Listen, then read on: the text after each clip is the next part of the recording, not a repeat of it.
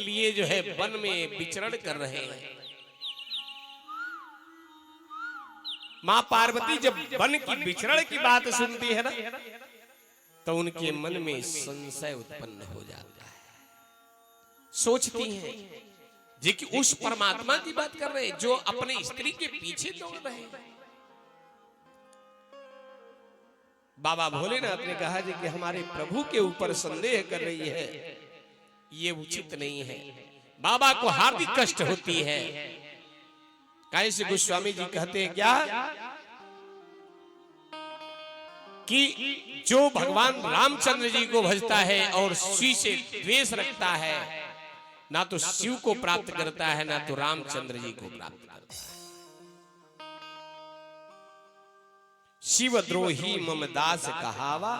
महाराज जो शिव से द्रोह करे और राम जी से प्रेम करे, एक दूसरे को कोई पा नहीं सकता। इसलिए अगर शिव को भजते हैं तो राम जी को भी आपको भजना पड़ेगा।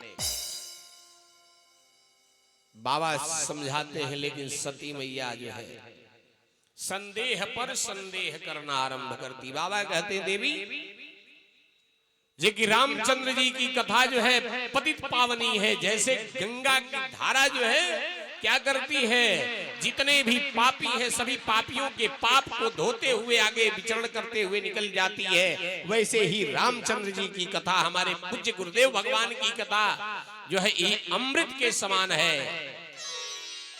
बाबा कहते हैं कि हे देवी, इतना ही नहीं जे कि एक से एक श्रोता हुए, एक से एक वक्ता हुए। जैसे पक्षीराज काक भी महाराज हुए, काक भुसुंडी जी महाराज ये भी वक्ता हुए थे महाराज।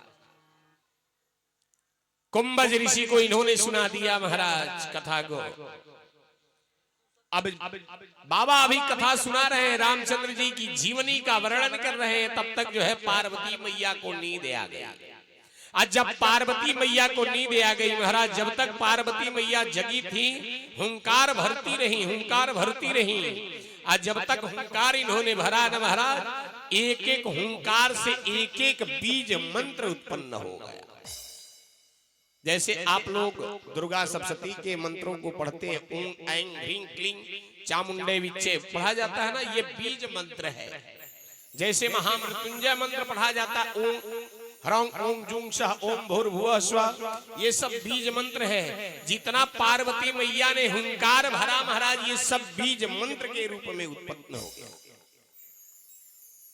सब बीज मंत्र हो गया।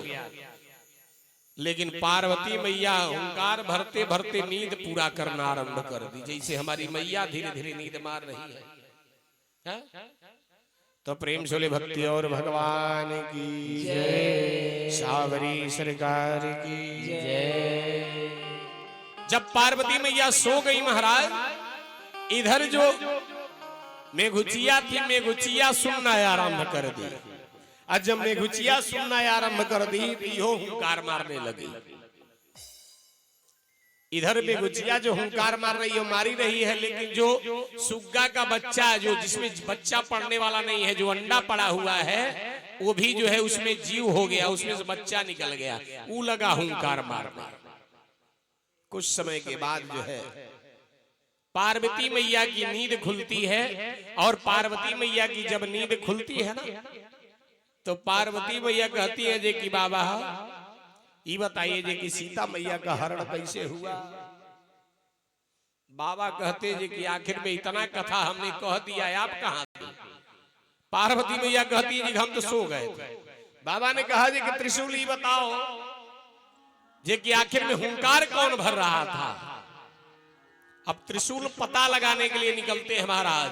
आज जब त्रिशूल पता लगाने के लिए निकलते हैं तो देखते क्या है कि जो मेघुची मरी पड़ी थी वो कूद करके भाग रही है। भागते भागते मेघुचिया जाके सप्तऋषि के आश्रम में पहुंच जाती है। कहती है बाबा आप लोग हमारे प्राणों की रक्षा कर दें, नहीं तो त्रिशूल हमें मार डालेगा। एक दो दिन नहीं महाराज, धीरे धीरे 6 मास जो है त्रिशूल उस मेघुची का इंतजार करते रहे। संतों ने क्या किया महाराज, मेघुची से उसे एक सुंदर कन्या बना दिया। सप्तऋषियों ने सुंदर कन्या बना दिया। उसके बाद त्रिशूल निराश होकर के पुनः जो है पता लगाते हैं, देखते क्या है, इमली के धोधड़ के पास पहुंचते हैं और पहुंचने के बाद देखते क्या है कि जो सुग्गा मरा है वो तो मरा पड़ा है, जो अंडा था उस अंडा में जीव पड़ने वाला नहीं, लेकिन उसमें से बच्चा निकल करके भाग रहा है। अब दौड़ाना आरंभ कर दिए। बाबा ने कहा कि जा करके जो भी मिलता है उसे मार देना, जो सुना है इस कथा को। दौड़ाना आरंभ कर दिए त्रिशूल महाराज। ये त्रिशूल दौड़ा रहे, लेकिन वही सुग्गा का बच्चा भागते भागते जाता है। कहा वेद व्यास जी की धर्म पत्नी है जिनका नाम है धृताक्षी। सुबह के समय में जब नींद खुलती है ना यादव जी, तो जम्हाई आता है कि नहीं? लोग क्या करते हैं, अपने हाथ को ऊपर करके जम्हाई लेते हैं कि नहीं प्रधान जी? वही सुबह का भोर का समय है महाराज। धृताक्षी जम्हाई ले रही है, यही सुग्गा का बच्चा उनके मुख के रास्ते प्रवेश कर जाता है। प्रेम से भक्ति और भगवान की जय। और जब सुग्गा का बच्चा प्रवेश कर जाता है महाराज, 1-2 दिन नहीं इंतजार करते, यह 12 वर्ष तक जो है त्रिशूल धृताक्षी के चारों तरफ घूमते हैं, लेकिन वह बच्चा निकलता नहीं है। इधर वेद व्यास जी को पता चलता है कि हमारी धर्मपत्नी को गर्भ है, लेकिन वो भी 1-2 दिन का गर्भ नहीं है, 12 वर्ष हो चुके हैं। तो याचना करते हैं वेद व्यास जी कि हे पुत्र आप बाहर आ जाइए। वह सुग्गा का बच्चा बाहर आने के लिए बोलता ही नहीं, कहता है कि मैं जब पृथ्वी पे आ जाऊंगा तो यहाँ जो है क्या हो जाएगा, कलिकाल का प्रभाव पड़ेगा, मोह माया का प्रभाव पड़ेगा, इसलिए मैं बाहर नहीं आ सकता। मैं बाहर आऊंगा तब जब श्याम सुंदर कन्हैया जी कहेंगे जी कि हमारे ऊपर माया का प्रभाव नहीं पड़ेगा, तब भगवान श्याम सुंदर कन्हैया जी आते हैं महाराज, कहते हैं जी कि आपके ऊपर मोह माया का प्रभाव नहीं पड़ेगा।